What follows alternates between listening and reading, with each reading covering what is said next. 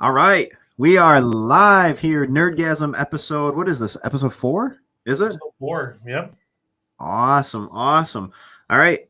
Welcome everybody that is either going to be watching this right now live, or if you are watching this, I don't care when in the future that you're watching this. Welcome. Oh, also, before we get started, there we go, guys. Make sure to subscribe to the YouTube channel. Find us on YouTube. It's under Movie Buffs. We've Dan's got 4 or 5 videos up right now. He has filmed a few others. He may have some other really cool stuff coming up in the very near future that we will be announcing. But he does have a few different videos that he's made that are ready to go that we're kind of getting scheduled and picking out when we want to drop those. So lots of exciting stuff. What's going on tonight, Dan? Oh, not too much. We got some good things on the lineup today. I'm really excited to talk about them, and we'll try to breeze through each one without going in too in depth. So, what do you have for us on the agenda? All right, first up, future of Star Wars. So anybody that doesn't know, if you're not a total Star Wars nerd like Dan and I are, you should be. So just know that. But yes, it was announced Kathleen Kennedy is staying on for the foreseeable future at Lucasfilm, meaning that she is basically still going to be heading Star Wars for who knows how long. I know I've got my thoughts. I'm curious what Dan's thoughts are on it.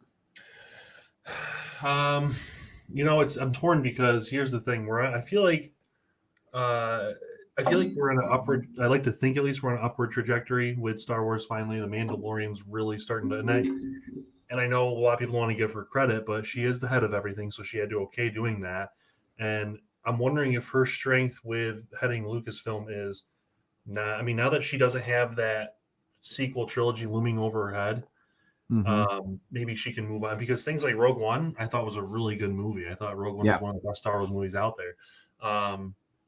Mandalorian's great. I'm excited for the Book of Boba Fett and all the other. They have so many they announced, and I'm wondering if the sequel trilogy was just too big of a nut to crack for. So they kind of, there wasn't. I know they've worked on it and they focused on it, but it makes you wonder, if they had bigger plans for the future.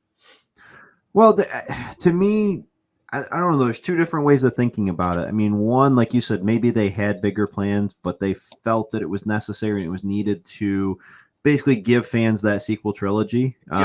Whether it was good or not, I mean, that's a debate for a totally different live stream on that. But I think that they felt that it was what was needed, especially when Disney was taking it over, to kind of put their stamp on things, but also let people know, like, hey, we're gonna service the fans as best as we can for it. But then there's the other part of it, and that maybe allows her, now that is no longer like this big looming shadow, maybe that does allow her to be able to really have them dive into things like what we saw with Mandalorian and everything.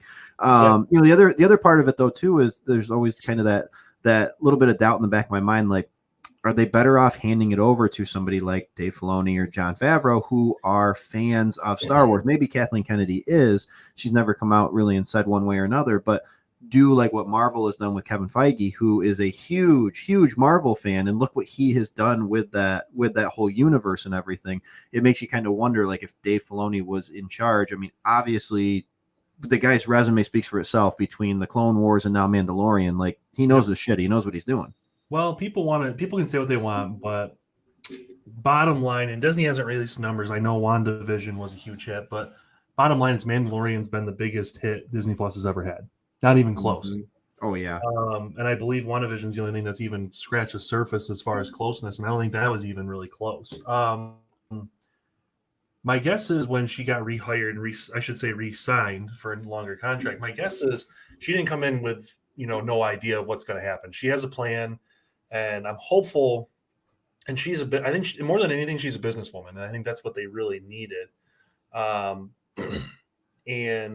it's curious because I wonder if they're focusing on TV now too much. Are they gonna? I want feature films for Star Wars, but you know what? If what we're getting is good TV shows, then I can live with that. I just want good Star Wars more than anything. I want something like what The Mandalorian gave us, where you're getting good storytelling and good effects and everything, and that's all I can ask for. So I guess if we're getting, I hope. I hope because of the Mandalorian, it didn't spawn so much that they're going to release so many things because there's a lot of Star Wars things coming out in the next couple of years. Yeah. And I don't expect everything to be good. I don't think that's possible to have everything be good, but not Mandalorian good. But even if it's passable, then that's an okay, that's okay in my book because Star Wars is Star Wars. It's still awesome even when it's bad. Yeah, I would agree. And I just hope that they don't try to bite off more than they can chew. And I think maybe that was part of the problem too when they were trying to literally release like a film every single year between the Skywalker saga films and then also Rogue One and Solo. Ironically, the two standalone films I thought were the best out of the bunch out of all of them. And considering and here's the thing, we don't know what the original shots and everything with Solo looked like, but I know Kathleen Kennedy fired what was his name? What was it? Chris Miller and Phil Lord. Phil Lord, yeah. Yep. From what it sounds like, it was kind of a hot mess. But those two's resume, it makes it interesting that she did that. But you know what? Hey, she stepped in and did what needed to be done. And I don't necessarily think I think Ron Howard was an interesting choice. I don't know if it was it was a safe choice. I should say that it was a safe because my guess is they went and experimented with Gareth Edwards because he was hot off Godzilla. And that worked out. But even then, they had to step in with some experienced second unit directors and kind of take over the ending and fix some things. And it's interesting. Very, very interesting. But I don't know. I'm torn because when I first heard it, I was upset. And now after I've been able to sleep on it for a few days and think about it, I'm like, maybe it's for the best. Maybe Dave Filoni and Jon Favreau don't want to be that. I mean, because they can be producers and make the content that they want. And don't have to be in charge. Yeah, that's true. All right. We're going to let Dan kind of run wild with this one because I actually have not had a chance to watch the Snyder Cut yet. I know, what a noob, right? Like, I'm on here talking about movies. I love movies and I haven't even seen the Snyder Cut. It's like literally the biggest thing. Like, what else are you going to watch? COVID, but I'm going to let Dan kind of run wild with this one. Yeah. So, the thing is, for everyone that knows me, I mean, and watching any of the videos that we've talked about anytime, a huge Batman fan and a huge Justice League fan. So I was extremely excited for the original Justice League to come out, and I was very disappointed when it came out. It was a big letdown, and so I waited because there was kind of an inkling of rumors going on in the deep dark web that there was this Snyder Cut everyone talked about. And I'm like, probably a director's cut. It's probably like 10, 20 minutes of unseen footage, the usual stuff. And then come to find out, Snyder came out about a year and a half ago and said, no, it's a 4-hour movie on its own. And I'm like, what? I kind of thought he was full of shit, to be honest. And then we got the announcement last March, and I remember I marked it on my calendar. I'm like, yes, I am ready. My body is ready. Let's do this. And finally it's here. And honestly, it was everything I could hope it would be. It was a great movie. Did it have its flaws? Of course. Any 4-hour movie is going to have, even the greatest movies are going to have the flaws. Oh, sure. And times you looked at it and said, okay, that scene could have definitely been edited down to 2 minutes instead of 5 minutes. Things like that. But honestly, for someone like me, it's like the people that like to watch the 6-hour edition of Lord of the Rings, Return of the King. There's like a 6-hour cut or whatever. Tess would like that. That would be Tess. And that's what, there's people like that. And I'm okay with a 2-hour or 4-hour Justice League movie because it's so good and it sets up things, but it's bittersweet because here's what it does. It sets up so many things that aren't going to come anymore. We probably aren't going to get a Cyborg movie. We probably aren't going to get the Flash movie we originally planned on getting. And we're not going to see Justice League 2 and 3 where they set it up at the end of this movie with Darkseid. And Darkseid in this movie is badass. He's not in it very much, but in Steppenwolf as the main villain, so much better than the original version. He's legitimately scary in this. He does some things, and this is a rated R film, which I did not know this. I don't know how I didn't know this, but I know watching it. All of a sudden, you see a bunch of blood and guts in the beginning of the movie, and I'm like, they dropped the F-bomb a few times. I was like, okay, I can deal with that. I can get down for that for a superhero movie. No spoilers, but when at the end of the film, when Batman tells Joker he's going to fucking kill him, that's pretty awesome to hear in a film. You don't ever expect to hear Batman drop the F-bomb, and when he does, it's like, holy shit, okay. There was a lot of white knuckle moments where I literally was like gripping my seat and I'm just like, wow, this is so good. It was not a letdown at one bit. It was actually for how high expectations I had for it. which were very lofty, it actually exceeded them. I think Zack Snyder definitely got the shaft on this. And I think, if anything, I'm hoping Warner Brothers realized they made a mistake and they learned their lesson that they shouldn't. And studios never seem to learn their lesson on studio tampering. But I really hope when you hire a director, let their vision shine through. And I get you have hundreds of millions of dollars in some of these movies, but like sometimes you just don't know until the final product's out there. But this movie, let's be honest, this movie benefited from hindsight. Uh, you could look back 3.5 years later and say, okay, what are the things people didn't like? What are the things people liked? They made Superman better, but literally there was so many things in this film. As I'm watching, I literally said out loud to my two buddies watching with me, I was like, why cut that out? Why was this cut out of the original version? Like, or I said that probably 15 times, 10 to 15 times in this film. Why did they cut this out? So it's amazing. It's an entirely different film. So if you have not watched it, if you're like Kyle, I'm sure there's 2 or 3 of you out there who haven't watched it. It's worth it. Even if you break it up. My wife hasn't watched it because she's just said, hey, it's too long. So we're going to watch it again this week. We're just going to break it up into 2 nights, 2-hour film. And originally HBO Max was going to break it up because the film actually does part 1, part 2. In the middle, it has title cards, part 3, part 4, and it has 6 parts that are all about 40 minutes long. So they easily could have done a miniseries, which was the original plan.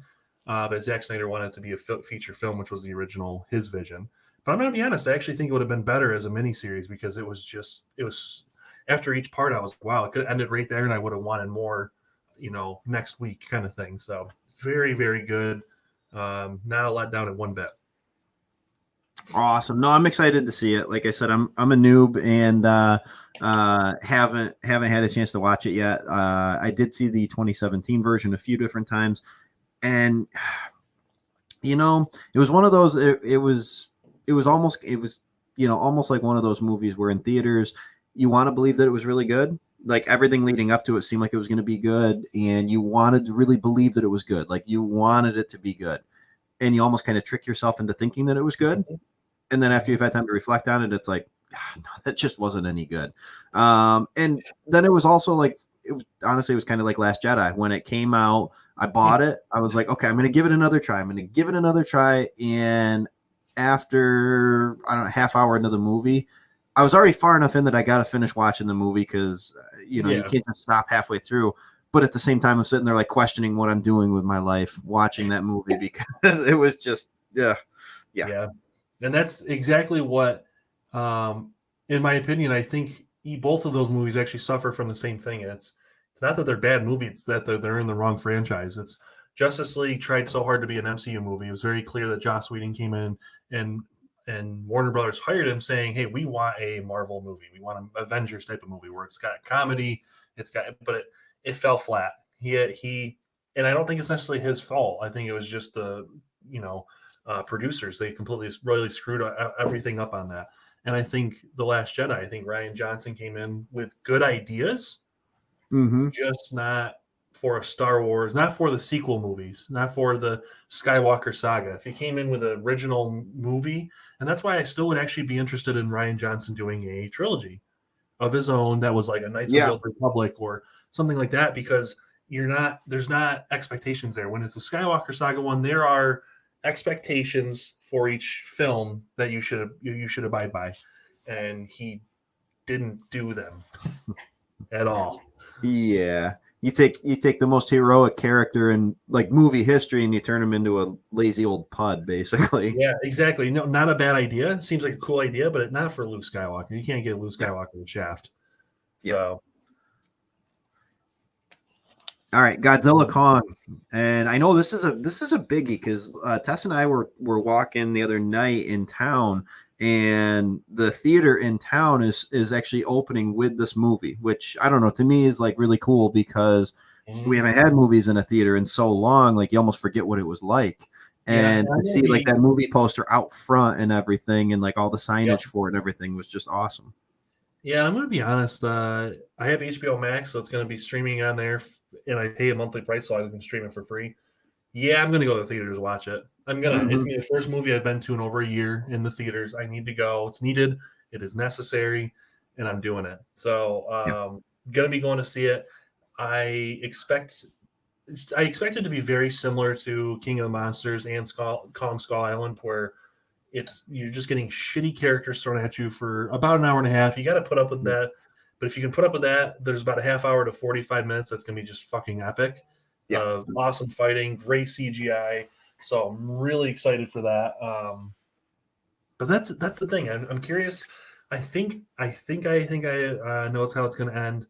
I think it's going to be a team up. Obviously, I think it's what most people are assuming. I think you're going to find that they're going to fight like Mecha Godzilla or something like that. Something that obviously Godzilla can't defeat on his own. I just don't know how they're going to get there, and I think that's why everyone wants to see. I'm going to be disappointed if it's only like a 5-minute Kong Godzilla fight. I actually want there to be a little longer. You see in the trailer, Kong has a dorsal fin of Godzilla, so you had to rip it off, which you don't know how he did that, if Godzilla can freaking take a nuclear blast.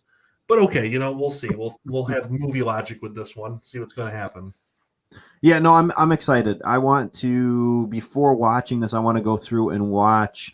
I want to watch both of the more recent films of both characters ahead of time again. Because I haven't seen them probably in Godzilla. It's been a couple of years probably. I've rewatched it since theaters, but I want to watch it again. And then same thing with Kong.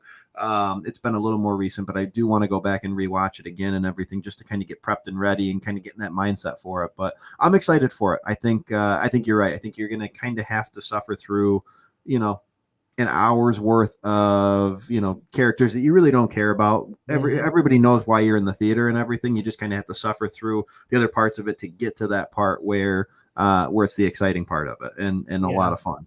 And I'm a little disappointed because I've come to the realization that the original 2014 Gareth Edwards directed Godzilla was the best of the series so far by far.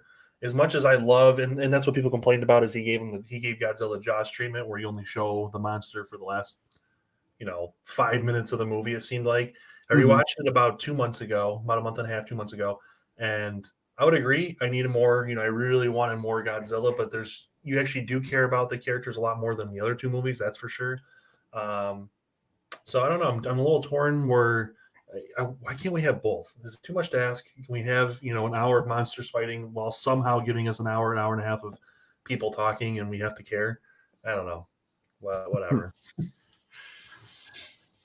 All right. Last but not least, Mortal Kombat trailer, and this was interesting because you and I both had a similar opinion on this. Yeah, Kyle and I both were 90s kids. We grew up and Mortal Kombat was everywhere. We both played the crap out of Sega. But I'll be honest, oddly enough, I never watched any of the 90s Mortal Kombat movies. No. Which is funny because I love cheesy 80s and 90s B movies, and I feel like that's what Mortal Kombat exactly was. And when I saw and I never played any of the newer games that are, or how the characters are on the all those fighting games. I don't play those type of video games. So I was very intrigued when I saw that Warner Brothers was making Mortal Kombat again, and it's going to be on HBO Max. And so, okay, I'll watch the trailer because everyone was freaking out about it. And holy shit, it was actually, wow, looked good. Yeah. Really good. Well, I mean, the effects, first of all, for a trailer, I know it's coming out really soon at this point, but even so, wow, it looks incredible. I tend to think that maybe one of the few okay things that come out of the whole COVID thing is actually that we might get some pretty good movies coming out of it because studios have had so long to prep for it. And that's a good point. I mean, the anticipation for them anyway is going to be sky high. The anticipation for people just to get back to some normalcy is going to be sky high. But I think, from a studio standpoint, they don't feel that rush. We got to get this thing out within, 2 years of production because we need to make the money back on it type of thing. They know, hey, there's nothing else we can do. We might as well make the best film that we can. Well, and that's the thing. And when you have HBO Max and you have Netflix doing this and Disney Plus, all these companies backed by billions of dollars, normally it's we got to get it out, get it in theaters. Right. And the interesting thing is now it's, okay, like the Snyder Cut, we dumped $60 million in, knowing we're not going to actually technically profit, quote unquote, under that film. What you're going to do is you expect people to for HBO Max and keep re-upping their subscription because of movies like that. So they make it on the back end in a weird. Which brings up the point of how are certain actors. We don't have to talk about this today, but how are certain actors like Robert Downey Jr. is a good example. He loves to do the percentage of profit on a film. Jack Nicholson did it on the 1989 Batman film, made a crap ton of money. I think he made as much money on that film on the back end as all of his other films combined. He made tens of millions of dollars. So how can you do that if there's no theater? If you're not showing them in theaters as much, it's interesting. So yeah, no, I agree. And when I first heard that they were going to make this, I don't know. I was kind of like you. Like we never watched the original movies for it. We played the shit out of the game on the original on the Sega Genesis. We used to play that game so much as kids. But you can't help but feel a little tinge of nostalgia if you grew up in the era of those video games being on there and everything, and that was like all the rage that everybody was playing. So for me, it's just more. The trailer actually looked really good compared to what I was kind of anticipating and everything. But for me, it's something that's really interesting, and I do want to see it mainly just because the kid in me wants to kind of go relive that part a little bit. Yeah, I'm curious because I was expecting just a kind of another cheesy thing, and when I saw spoiler alert, but what is it, 10 seconds into the freaking thing, some guy's arms get frozen, then shattered, and blood frozen everywhere. It's amazing. I'm like, oh my God, you got my attention now. And it was like, wow, okay, I'm gonna watch it mainly because it's on HBO Max and it's gonna be free now. But that actually made me like, wow, I might actually go see that in theaters if it's going to be available where we are. So very, very intrigued and very impressed. So I am too. No, I think it's going to be a lot of fun. I think it just looks like one of those dumb popcorn flicks where what you can you turn your brain off and you just go and enjoy yourself a little bit. And sometimes we all need movies like that. Sometimes I don't want something where I have to sit there and think. I mean, I like the movies where it challenges you a little bit, but I don't want to just have to sit there and think for 2 hours. Agreed. Yeah. All right. Is that it? Is that all we got tonight? I think so. I think that's all we've got for tonight, guys. So we'll be back on Wednesday evening, same exact time, 9:30 p.m. Eastern. We've got a good one planned for Wednesday as well. So we're going to make this kind of a regular thing, guys, and hope that we can continue to get more and more people on. And if you haven't subscribe to the channel yet, make sure that you do subscribe and smash the like button on this video if you are watching it on YouTube, because it greatly helps us. Yes. Thank you guys, and have a good night.